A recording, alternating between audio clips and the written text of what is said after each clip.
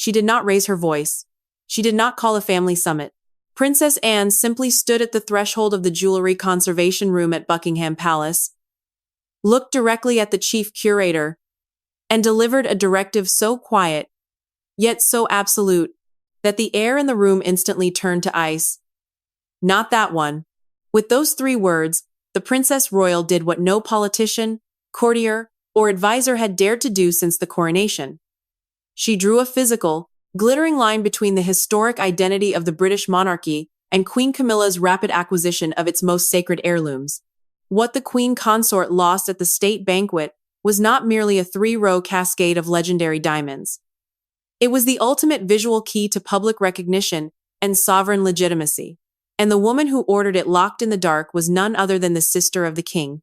The empty velvet tray inside the secure vault of the Royal Collection Trust tells a story of a profound, constitutional silent war over who truly owns the visual legacy of the crown. Why would Princess Anne, the most disciplined, hard-working member of the royal family, risk a devastating internal rift to block her brother's wife from wearing these specific diamonds? To understand the weight of that quiet veto, we must look beyond the sparkle of the stones and peer into the unyielding, invisible system of royal symbolism. The item Queen Camilla failed to secure at tonight's state banquet was not a piece of lavish jewelry. It was the master key to unlocking the ultimate acceptance of the British public.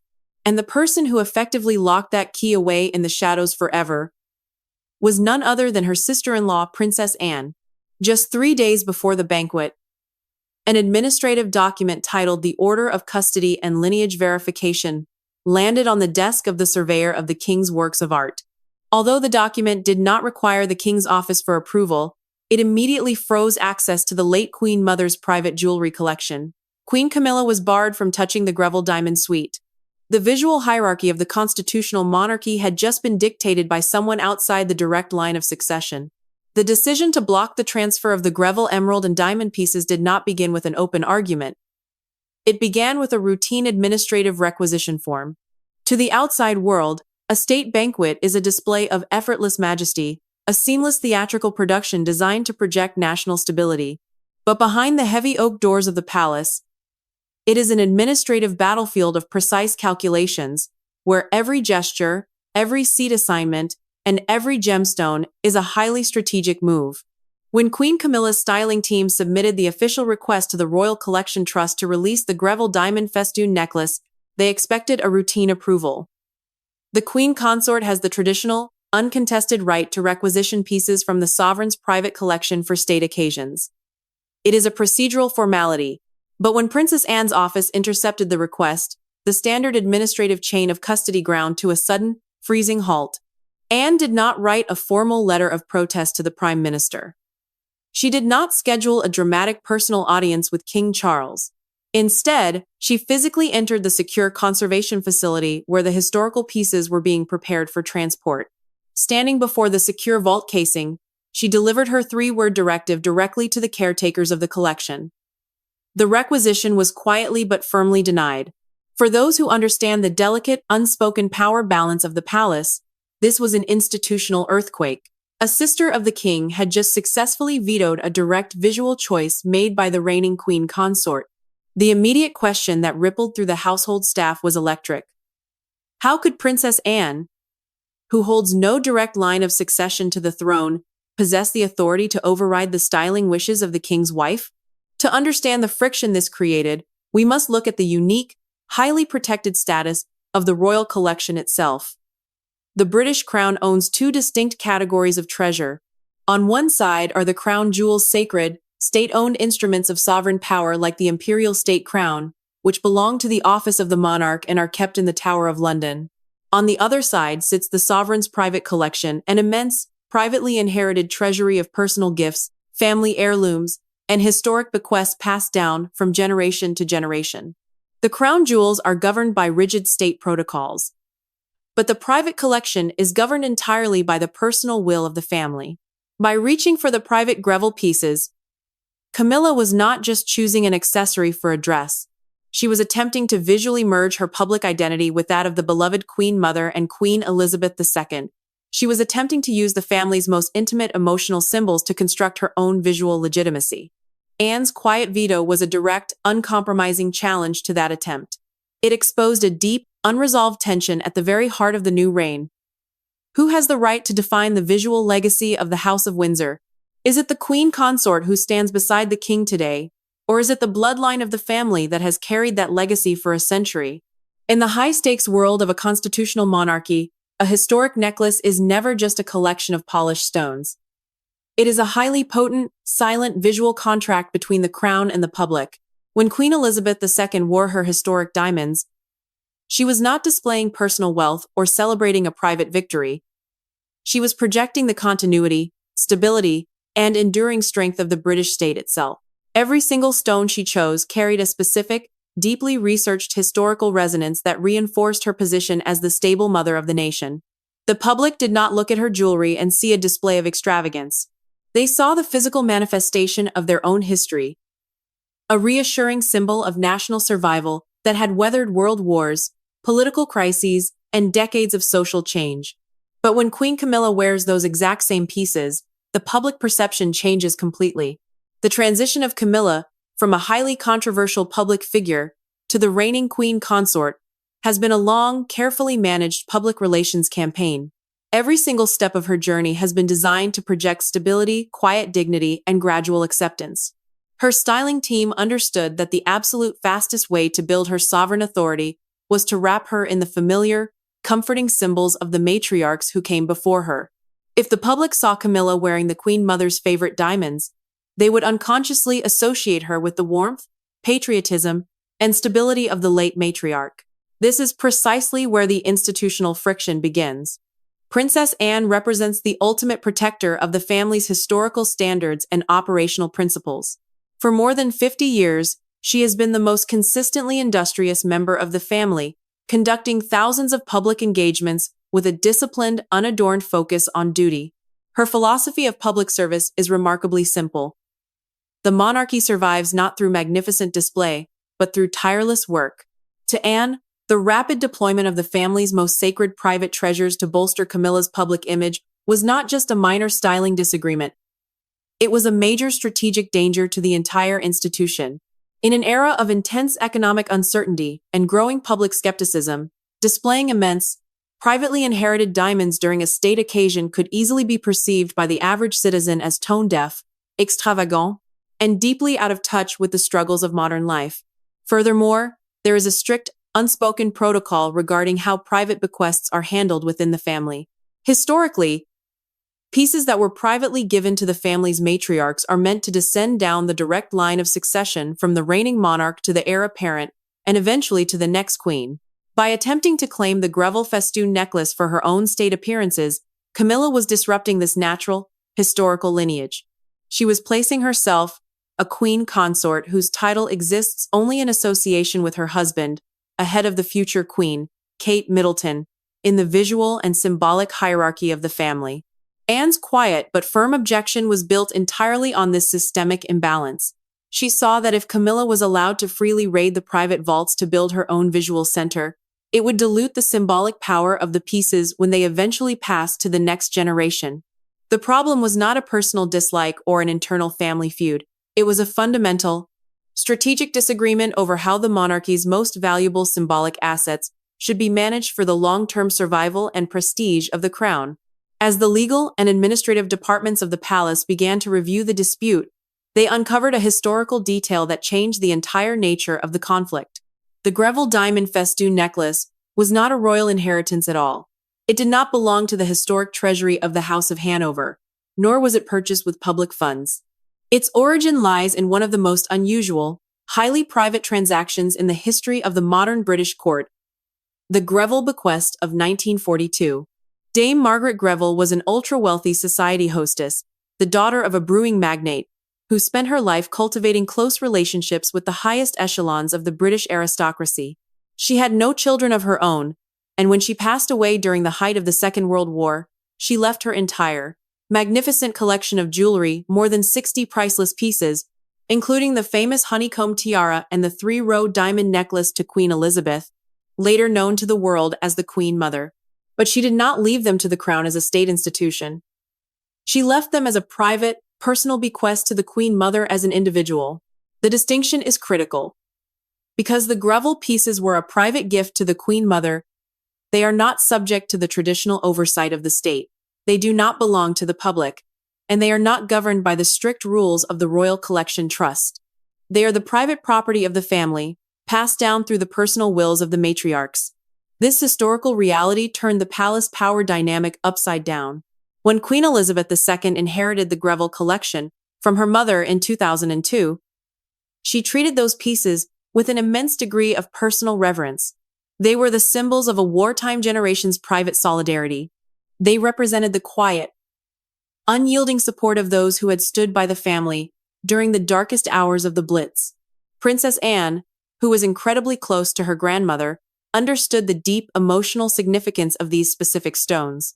To see them treated as mere decorative assets to be deployed for modern public relations maneuvers was, to Anne, an insult to the memory of the women who had carried them through the defining crises of the 20th century. By highlighting the private, non-state origin of the Greville bequest, Anne activated a powerful, unwritten court rule. Private family gifts must remain with those who represent the direct, unbroken bloodline of the family. Since Camilla is a consort whose title will not pass to her own children, she has no historical claim to be the primary keeper of the family's private emotional legacy. This revelation transformed the dispute from a styling disagreement into a profound debate over the limits of a queen consort's authority. It made previous assumptions about Camilla's access to the vaults irrelevant. The diamonds were no longer just royal property. They were a private family trust, and the family was preparing to lock the vault doors. The vacuum of power and visibility within the modern British monarchy did not develop slowly. It occurred with the sudden, destabilizing force of an institutional emergency. Within a remarkably short period, the physical ranks of the working royal family were severely depleted. The high-profile departure of the Duke and Duchess of Sussex to North America, combined with the permanent withdrawal of the Duke of York from public duties, left a massive, unprecedented void at the very center of the institution. For generations, the House of Windsor had relied on a large, active roster of working royals to distribute the immense burden of public representation across the United Kingdom and the Commonwealth. This family network acted as a protective shield for the sovereign, ensuring that the crown was constantly visible, industrious, and connected to every level of society. But suddenly, the stage was nearly empty. The physical real estate of the monarchy had shrunk to its most compressed state in modern history. This dramatic reduction in numbers created an immediate, highly challenging problem for the palace advisors. When fewer individuals are available to represent the state, the symbolic weight carried by those remaining is magnified 100 times. Every single public appearance, every choice of dress, and every gesture is no longer just a routine event. It is scrutinized under a global microscope as a defining statement about the health and relevance of the monarchy. It was within this highly charged visual vacuum that the advisors to the Queen Consort formulated their new public relations strategy. They believed that a smaller, more vulnerable court required a much grander, more traditional display of majesty. To steady the institution and project absolute stability to a doubting public, they argued that Queen Camilla must assume a maximalist, highly traditional visual presence. She needed to look like an empress of old. By wrapping her in the most magnificent, historically significant treasures of the private vaults, they hoped to create an illusion of an unbroken golden age, suggesting that the power and prestige of the crown remained entirely undiminished by recent family scandals. They wanted the public to look at Camilla and see the undisputed continuation of the great matriarchs who had defined the 20th century. To achieve this, her styling team targeted the absolute pinnacle of the private collection, the legendary Greville diamond festoon necklace. But this maximalist strategy immediately collided with the unyielding, practical philosophy of Princess Anne. The Princess Royal has spent more than 5 decades cultivating a public image that is the exact opposite of royal extravagance. Her philosophy is built on the concept of functional asceticism. She is famous for wearing the same tailored wool coats for 30 years, driving her own vehicles, and focusing her immense energy entirely on the quiet, unglamorous work of public service. She does not seek the spotlight, nor does she use her royal status to display personal wealth. To Anne, the survival of the British monarchy in the modern era does not depend on the dazzling performance of majesty, but on the quiet, undeniable proof of industriousness. Anne understood a fundamental truth that the Queen Consort's advisors had overlooked. The public does not always view grand jewelry as a symbol of national stability. In an era of intense economic hardship, when millions of ordinary citizens across the United Kingdom are facing a severe cost of living crisis, the display of immense, privately inherited diamonds can easily become a lightning rod for public anger. If the public saw the Queen Consort dripping in millions of pounds worth of private, non-state diamonds while families struggled to heat their homes, the visual contrast would be devastating. It would transform the crown from a unifying national symbol into a painful reminder of extreme hereditary privilege. Anne's quiet block was not a personal attack on Camilla's taste. It was a highly strategic, defensive maneuver designed to protect the monarchy from its own worst instincts. This created a profound, silent divide within the palace walls. On one side stood the advisors to the Queen Consort, who believed that majesty is the ultimate shield of the crown. They argued that without the traditional, awe-inspiring display of royal splendor, the monarchy would lose its unique mystique and become indistinguishable from ordinary politicians or celebrities. They believed that the public, even in times of hardship, secretly desired to see their rulers surrounded by the magnificent trappings of history. On the other side stood Princess Anne, supported quietly by the most conservative elements of the household. They argued that the mystique of the monarchy is a fragile illusion that can be permanently shattered by a single display of tone-deaf extravagance. They believed that the modern survival of the crown depends entirely on its ability to project modesty, solidarity, and shared sacrifice with the nation. This ideological clash was intensified by the changing nature of modern media. In the past, the details of royal jewelry were discussed only by a small circle of court observers and specialized historians. But today, every gemstone is instantly identified, valued, and debated by millions of users on global digital platforms. A choice of necklace is no longer just a detail in a newspaper photograph. It is a viral topic that can shape the political narrative surrounding the royal family within minutes. Anne saw that the risk of deploying the Greville diamonds was far too high. If Camilla wore the three-row festoon, the media narrative would inevitably focus on the unimaginable wealth of the private royal vaults, rather than the diplomatic purpose of the state banquet. The stones themselves would drown out the message of the crown. By standing in the vault and denying the transfer, Princess Anne forced the entire institution to pause and reassess its visual strategy. She demonstrated that the visual real estate of the monarchy cannot be managed by a single household to serve a temporary public relations goal. The symbolic assets of the family belong to the future, and they must be preserved with the utmost discipline. The conflict had escalated far beyond a simple disagreement over a state banquet accessory. It had become a defining battle over how the House of Windsor intends to navigate the challenges of the 21st century. Would they choose the path of traditional, high-status splendor to project power? Or would they embrace the disciplined, hard-working restraint that has kept the family connected to the hearts of the British public for generations? As the date of the state banquet drew closer, the tension within the palace reached a critical point. The administrative deadlock remained unresolved, and the courtiers were left to wonder which philosophy would ultimately triumph when the doors of the ballroom finally opened. As the quiet battle over the Greville diamond festoon necklace reached the highest levels of the palace administration, many senior courtiers assumed that King Charles III would eventually intervene to resolve the dispute in favor of his wife. In the traditional hierarchy of the court, the word of the reigning monarch is considered the final authority on all domestic matters. It seemed highly unlikely that a sister of the king could permanently block the styling choices of the reigning queen consort once the king had given his tacit approval. But those who held this view underestimated the unique, highly secure, and historically formidable constitutional position that Princess Anne occupies within the structure of the British court. Princess Anne is not merely a prominent member of the royal family who conducts public engagements. She holds the ancient, highly prestigious military office of Gold Stick in Waiting. This is not a hollow, ceremonial title designed for public display during military parades. The office of the Gold Stick, which dates back to the reign of King Charles II, is a functional, operational position of immense constitutional significance. Historically, the Gold Stick was charged with the physical protection of the sovereign's personal safety and was the ultimate guardian of the internal security of the court. Under the unwritten rules of the British Constitution, the holder of this office possesses a unique privilege known as the right of direct audience.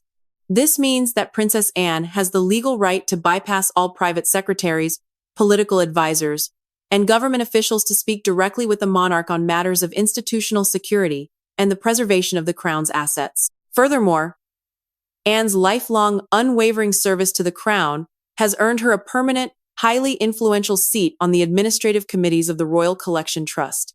This is the official body responsible for overseeing the care, preservation, and loaning of the family's historic treasures. When Queen Camilla's styling team submitted the requisition form for the Greville pieces, Princess Anne did not rely on emotional appeals or personal family influence to block the request. Instead, she utilized her extensive knowledge of court protocol to initiate a highly strategic administrative veto. She directed the legal team of the Royal Collection Trust to examine the specific historical terms of the private trust established by the Queen Mother in her personal will. Anne pointed out an obscure but highly binding codicil within the family's private inheritance structure.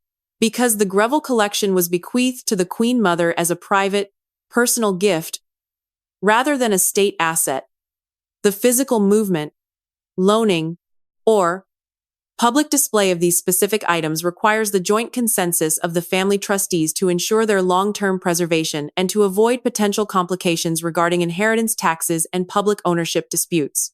By refusing to provide her personal, administrative signature to the transfer document, Princess Anne effectively created an unbreakable legal and bureaucratic deadlock within the private trust.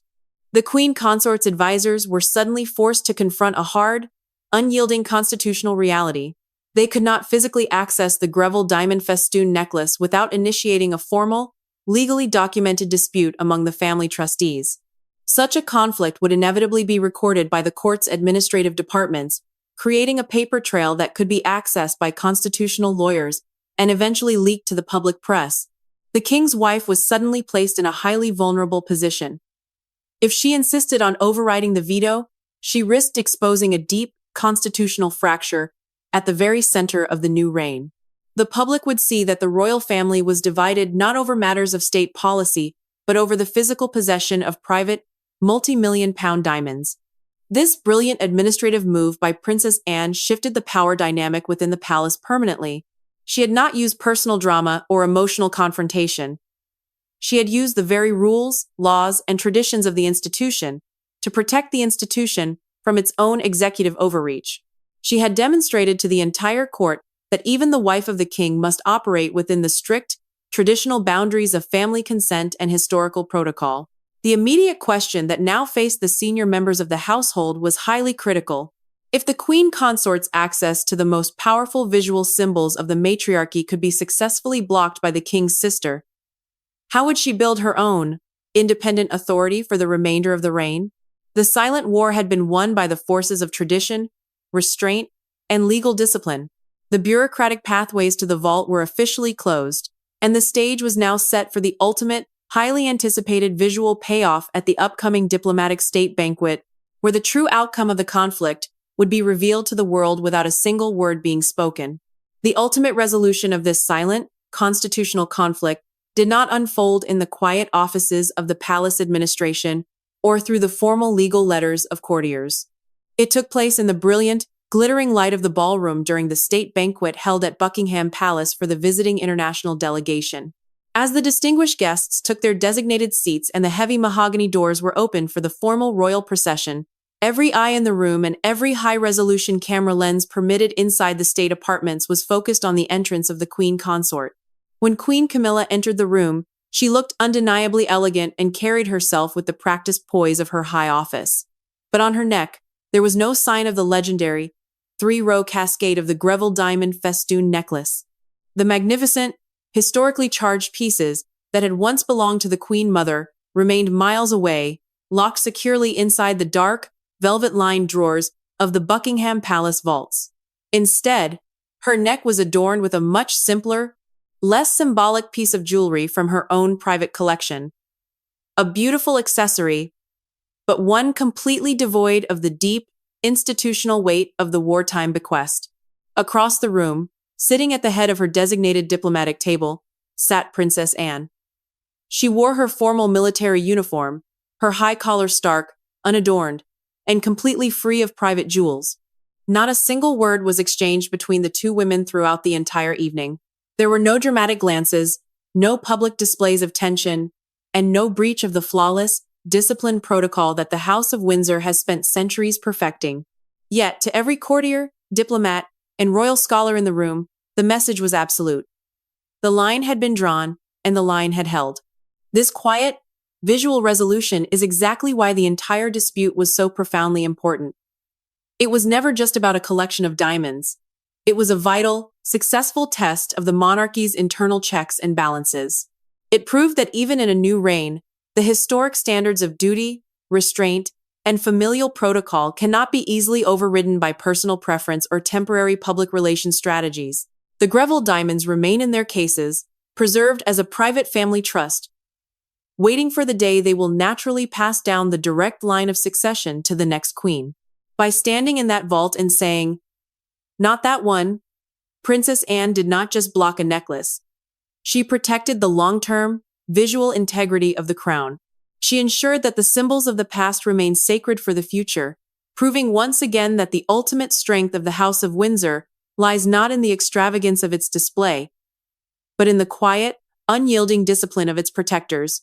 Each precious heirloom that is locked away is a silent victory for the longevity of the institution, a testament to the belief that some legacies are too important to be worn for a single evening of public relations. And that is why the empty velvet tray inside the secure vault of the Royal Collection Trust tells the most powerful story of all, a story that began with a simple choice and ended with the permanent preservation of the sovereign's visual contract with the public.